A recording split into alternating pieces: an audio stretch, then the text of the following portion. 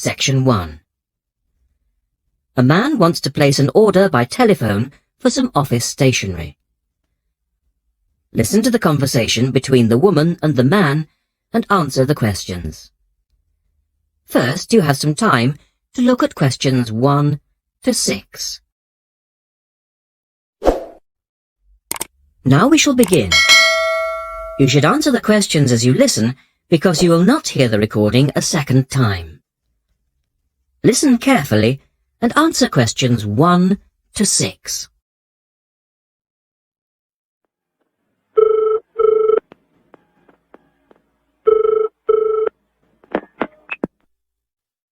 Thank you for calling Millennium Office Supplies. If you would like to place an order, please press 1. Your call has been placed in a queue. A customer service operator will be with you shortly.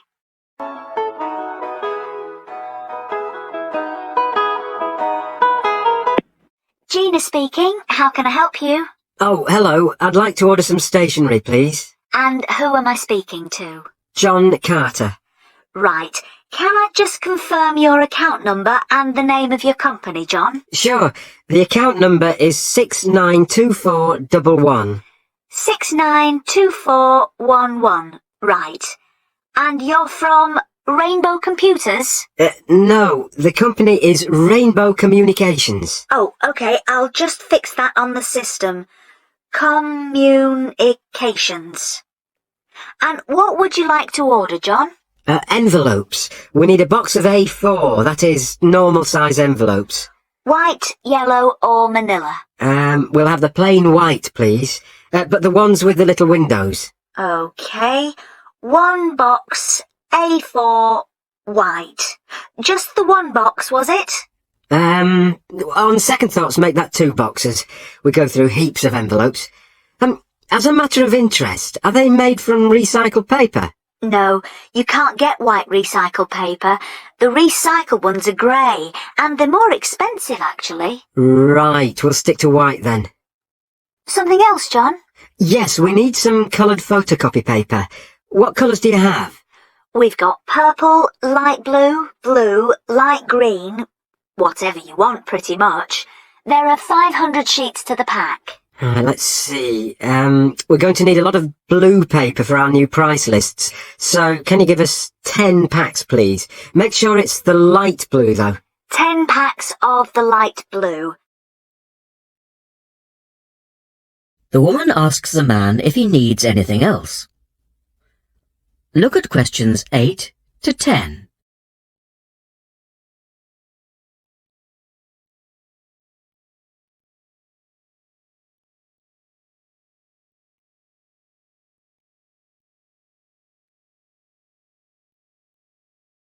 Now listen to their conversation and answer questions 8 to 10.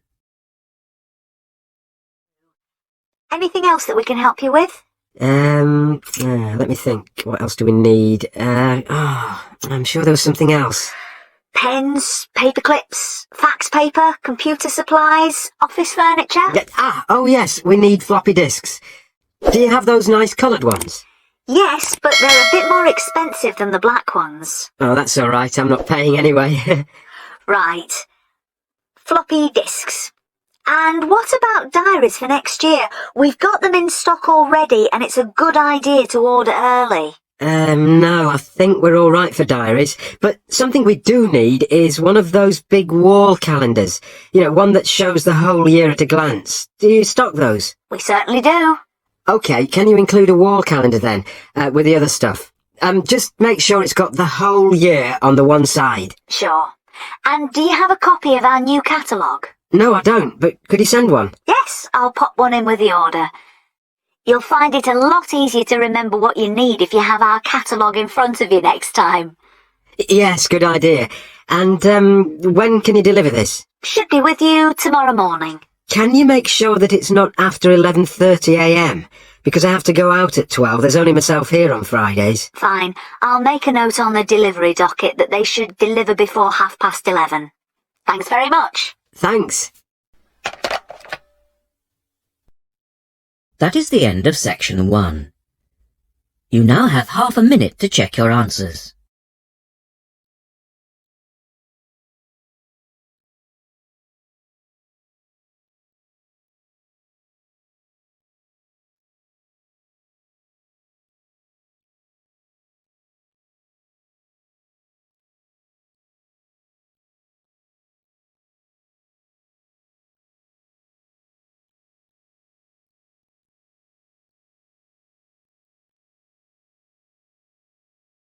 Now turn to section 2 on page 113.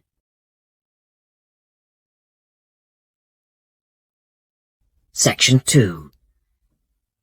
You will hear a reporter talking on the radio about an artist's exhibition. Look at questions 11 to 18.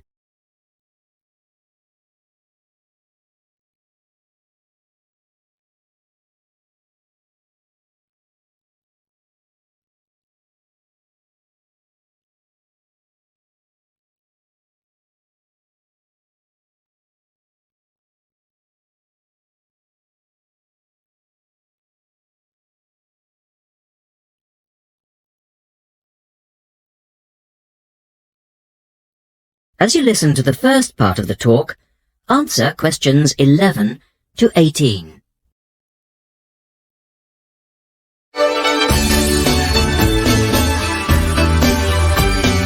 And now for some information on local events and activities.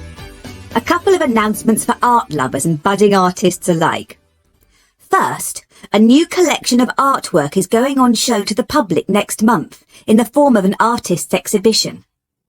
The exhibition will include many different types of art, over 100 different pieces by 58 artists from the local area.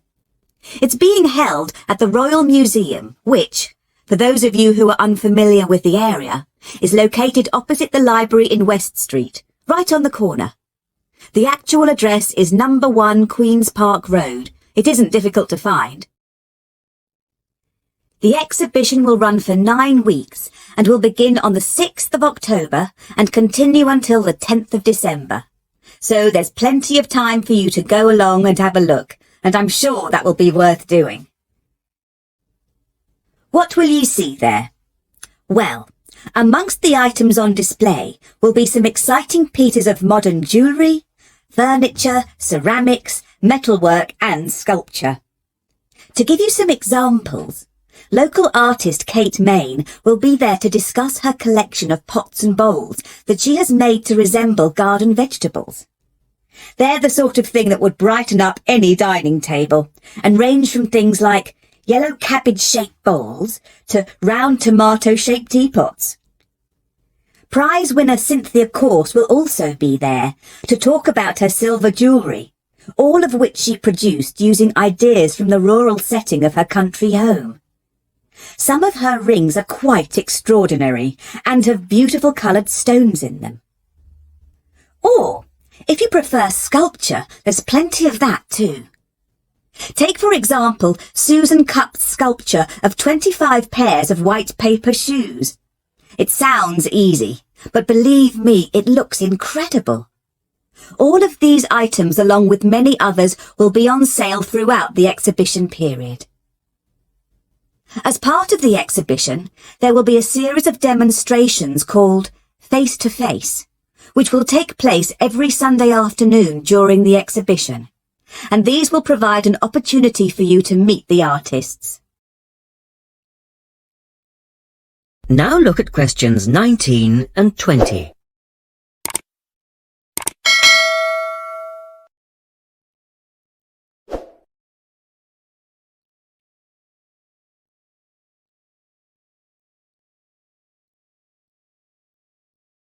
As the talk continues, answer questions 19 and 20.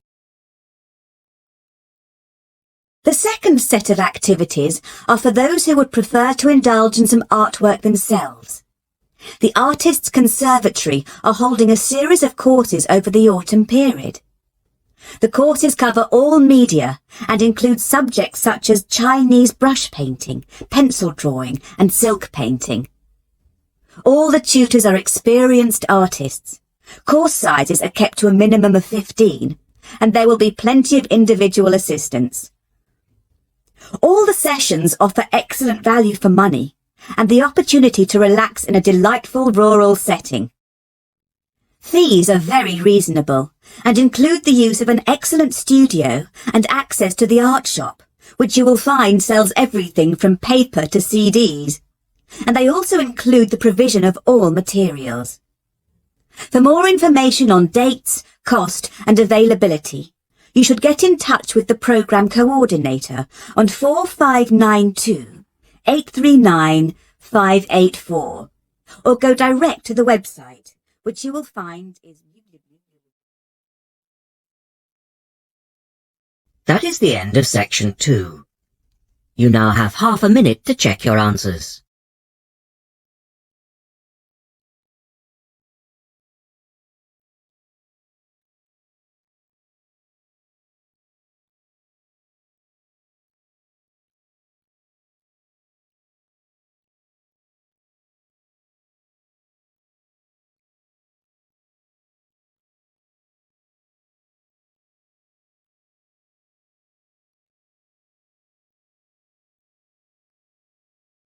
Now turn to section 3 on page 114.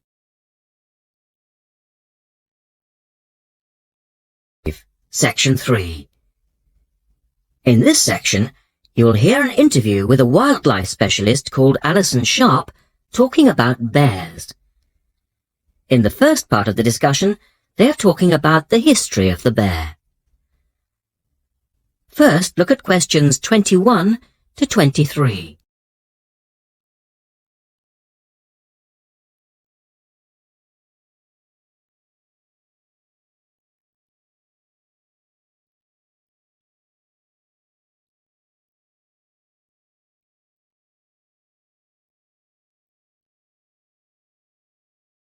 Now listen to the first part of the interview and answer questions 21 to 23.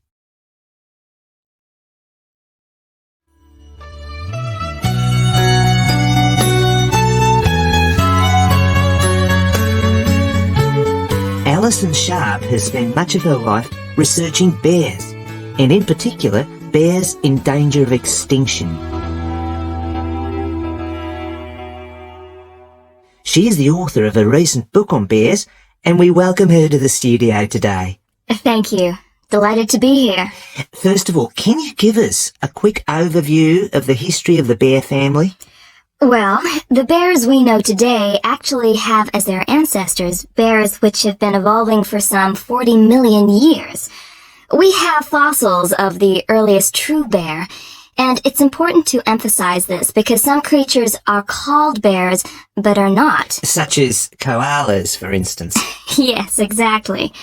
Fossils of the true bear show a small dog-size animal with characteristics that show a blending of dog and bear traits. So the general belief is that dogs and bears were of the same family? Yes, that's the theory.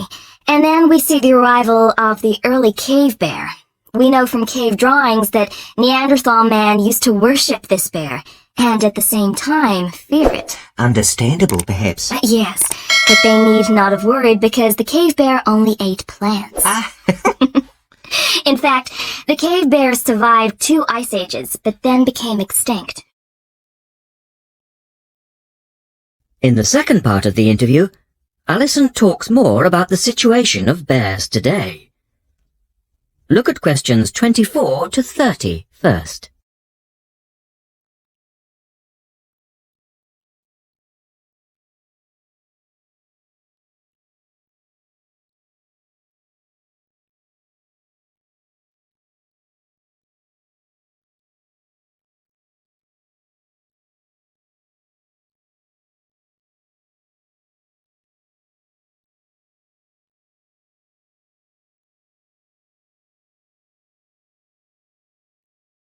Listen carefully and answer questions 24 to 30. So, how many bears can we find today? And are any of them in danger of extinction? Well, I'll answer your first question first. There are 8 species of bear in all, among them the American black bear and the brown bear. from which evolved the newest species of bear, the polar bear. So, how old is the polar bear? Oh, he's a relative newcomer, just 20,000 years old. And could you tell us a little about them? Which is the largest bear, for instance? Well, the largest bear existing today is either the polar bear or the brown bear. Right. Don't we know? Well, it depends which criteria you use. The polar bear is the heaviest. The male weighs up to 1,500 pounds, but his narrow body actually makes him look smaller than the much more robust brown bear. So, the brown bear appears the biggest. Yes. And the smallest? Well, the sun bear is the smallest of the 8 species. They only weigh between 60 and 145 pounds. That makes him a comparative junior. Yes. And then next we have the so-called giant panda. But that's a small bear too, comparatively speaking. And are all bears meat eaters? No, not at all. In fact, the giant panda is almost entirely herbivorous, living on a diet of 30 types of bamboo. Yes, of course. Pandas are famous for that. And another interesting bear is the sloth bear, which eats insects, particularly termites. He can turn his mouth into a tube and suck the insects out of their nests. So, going back to my second question, are bears really in danger of extinction? Yes, indeed, they are. The sun bear in particular, as they've been hunted almost out of existence. And the habitat of the panda is also being reduced on a daily basis. Can anything be done to reduce the threat to these endangered species? I know, for instance, that it's very hard to breed bears in captivity. Yes. Well, I think that by raising people's awareness generally, we can reduce conflict between humans and animals. To stop the slaughter in parts of the world where bears are still hunted, supposedly in self-defense or to protect livestock, but often quite unnecessarily. And we can also encourage governments to preserve the natural environment of the bear, rather than allow the areas where they live to be systematically destroyed in the name of progress. Yes, of course. And in addition to these global efforts, all profits from the sale of my book will go toward the United Nations Bear Protection Program. That's wonderful. And with the news coming up, thank you for your time, Alison, and best of luck with the book. Thank you very much. That is the end of section 3. You now have half a minute to check your answers.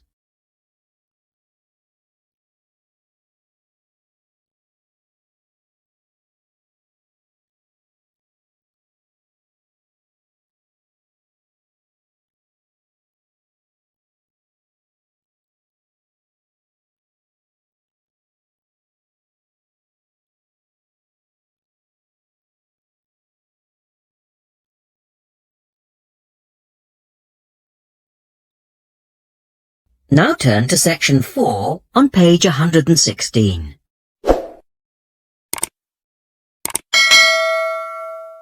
Section 4. You will hear a lecturer talking about the solar eclipse in history. First, you have some time to look at questions 31 to 36.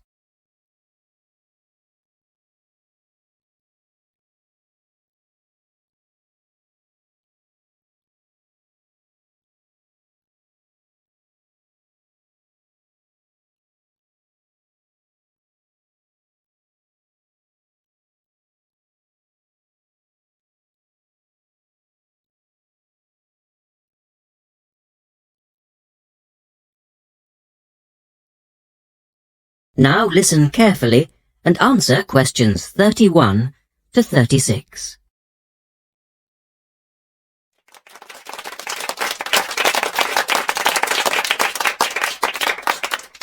Good evening, and welcome to this month's Observatory Club lecture. I'm Donald Mackey, and I'm here to talk to you about the solar eclipse in history. 1,000 years ago, a total eclipse of the sun was a terrifying religious experience. But these days, an eclipse is more likely to be viewed as a tourist attraction than as a scientific or spiritual event.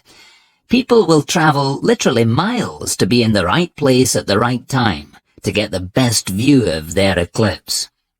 Well, what exactly causes a solar eclipse when the world goes dark for a few minutes in the middle of the day?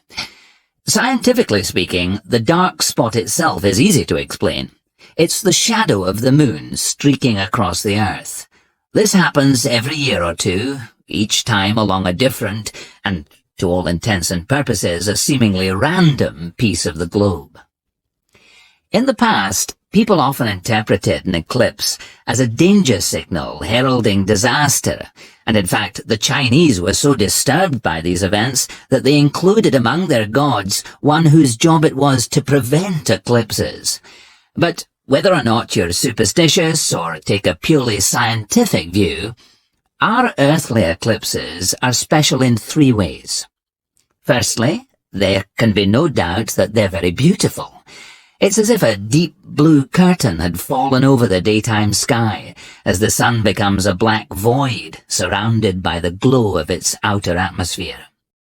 But beyond this, total eclipses possess a second, more compelling beauty in the eyes of us scientists, for they offer a unique opportunity for research.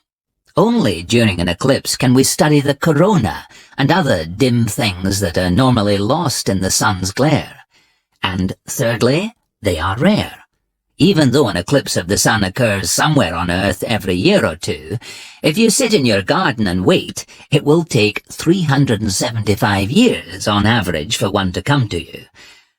If the moon were any larger, eclipses would become a monthly bore. If it were smaller, they simply would not be possible. The ancient Babylonian priests, who spent a fair bit of time staring at the sky, had already noted that there was an 18-year pattern in their occurrence, but they didn't have the mathematics to predict an eclipse accurately. In the second part, the speaker talks about a number of scientists. Look at questions 37 to 40.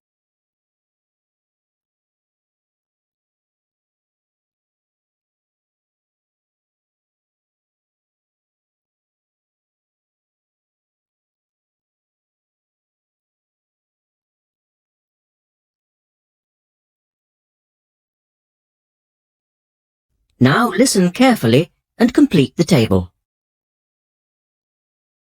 It was Edmund Halley, the English astronomer, who knew his maths well enough to predict the return of the comet, which incidentally bears his name, and in 1715 he became the first person to make an accurate eclipse prediction. This brought eclipses firmly into the scientific domain, and they've since allowed a number of important scientific discoveries to be made. For instance, in the eclipse of 1868, two scientists, Janssen and Lockyer, were observing the sun's atmosphere, and it was these observations that ultimately led to the discovery of a new element. They named the element helium, after the Greek god of the sun. This was a major find, because helium turned out to be the most common element in the universe after hydrogen. Another great triumph involved Mercury. I'll just put that up on the board for you now. See, there's Mercury, the planet closest to the sun, then Venus, Earth, etc. For centuries, scientists had been unable to understand why Mercury appeared to rotate faster than it should. Some astronomers suggested that there might be an undiscovered planet causing this unusual orbit, and even gave it the name Vulcan.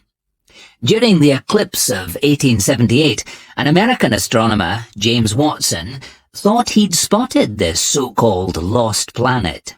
But, alas for him, he was later obliged to admit that he'd been wrong about Vulcan and withdrew his claim. Then Albert Einstein came on the scene. Einstein suggested that, rather than being wrong about the number of planets, astronomers were actually wrong about gravity. Einstein's theory of relativity, for which he is so famous, disagreed with Newton's law of gravity in just the right way to explain Mercury's odd orbit. He also realized that a definitive test would be possible during the total eclipse of 1919, and this is indeed when his theory was finally proved correct. So there you have several examples of how eclipses have helped to increase our understanding of the universe. And now let's move on to the social aspects, and I think you'll find... That is the end of section 4. You now have half a minute to check your answers.